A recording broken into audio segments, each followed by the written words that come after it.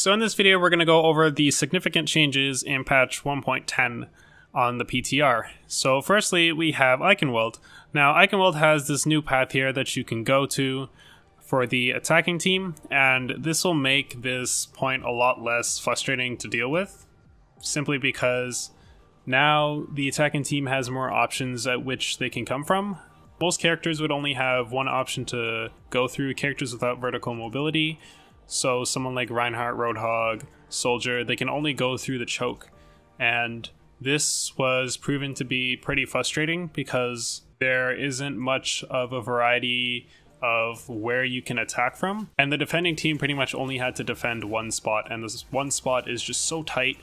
So what made this point very frustrating is that you pretty much just spammed into the choke point, and unless the defending team made some glaring error, then it would be very frustrating for the attacking team to get through, especially if they had a Mei, because Mei would just sit in this room on the side here and just wall people off as they tried to come in.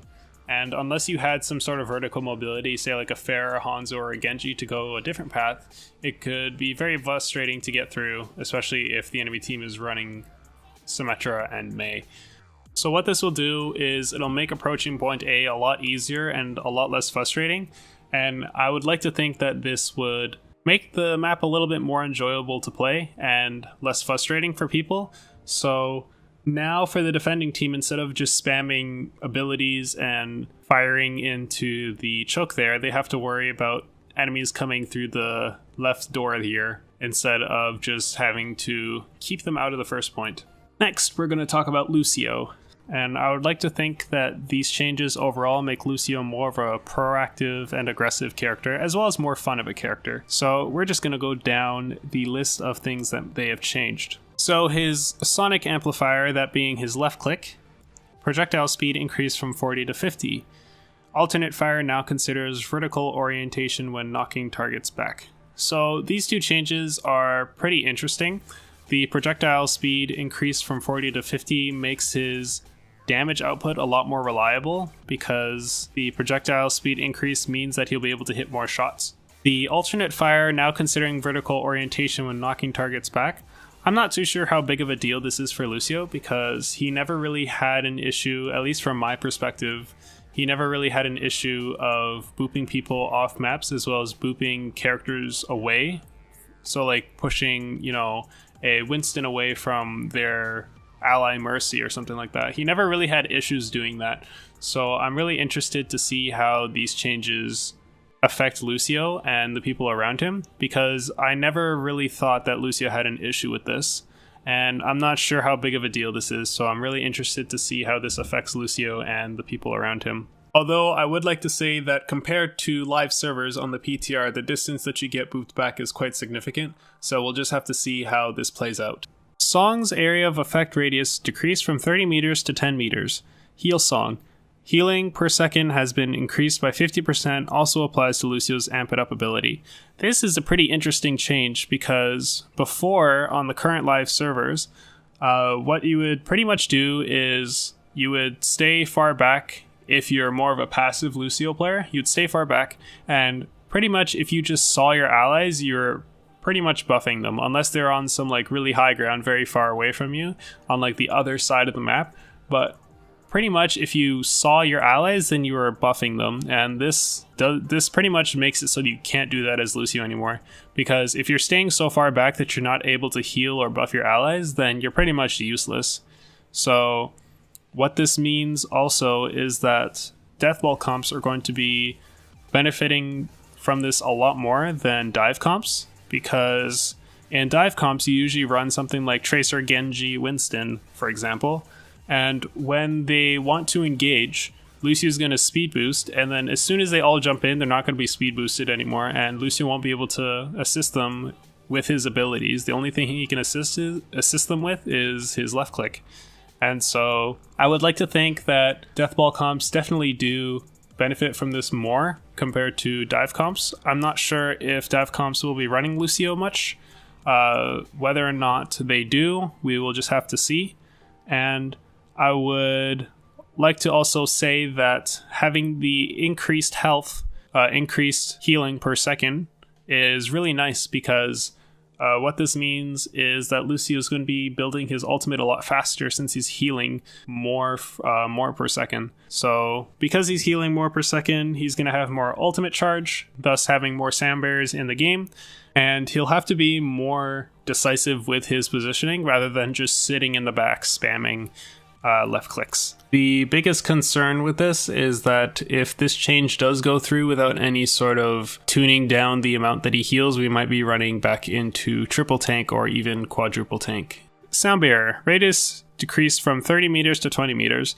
This is a very interesting change, and I don't think this will affect Lucio too much, because pretty much what they're doing, at least what I think they're doing, is they're nerfing the radius in compensation for him having more ultimates. So because he heals more, he gets more ultimates, so they're nerfing another aspect of the ability to sort of compensate for it, I'm guessing. I'm guessing that's what this nerf is. But because he needs to be closer to his allies now in order to constantly buff them, I really don't think Sound Barrier having the radius decreases is that big of a deal. So we will have to see how that goes. And movement speed increased by 30% when wall riding. Lucio now receives a burst of speed when leaping off a wall. This is very interesting, and I believe this will make Lucio much harder to hit, especially Lucios that are very good at movement. I would like to think that this increases Lucio's survivability, because now instead of just changing your movement speed with Amp It Up, as well as switching from healing to speed boost, you now also have the option of switching your movement speed by jumping off a wall or riding a wall or just standing on the ground. So I think this will make Lucio much more difficult of a character to hit. He's already a difficult character to hit if the Lucio player is very good at movement.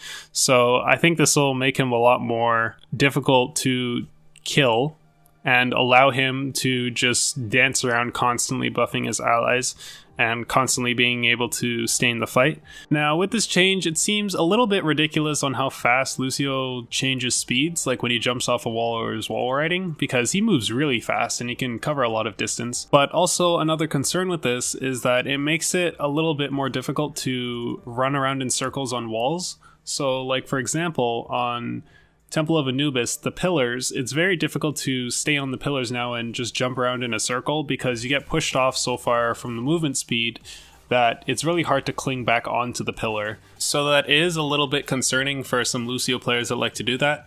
But I would personally like to see a little bit of change to his movement speed when he jumps off a wall, because he moves really fast, like I mentioned, and when he jumps off a wall, it's a little bit ridiculous. So I wouldn't be surprised if they nerf the movement speed from when he jumps off the wall just a little bit. It's not so much that he gains movement speed from jumping off the wall, it's just that the amount of movement speed that he gets currently on the PTR is just a little bit overtuned in my opinion. And now the last thing I'd like to go over is this new tracking system that they have for assault maps.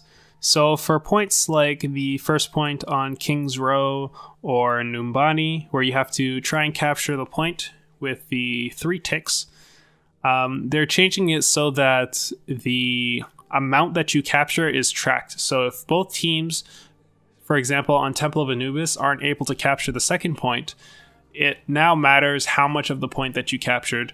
And I think this change is really nice because it'll pretty much eliminate draws from happening, because if you were to capture 50% of point B while the enemy team was only able to capture 20%, now you'll be the team that wins instead of it just being a draw because both teams weren't able to capture the second point.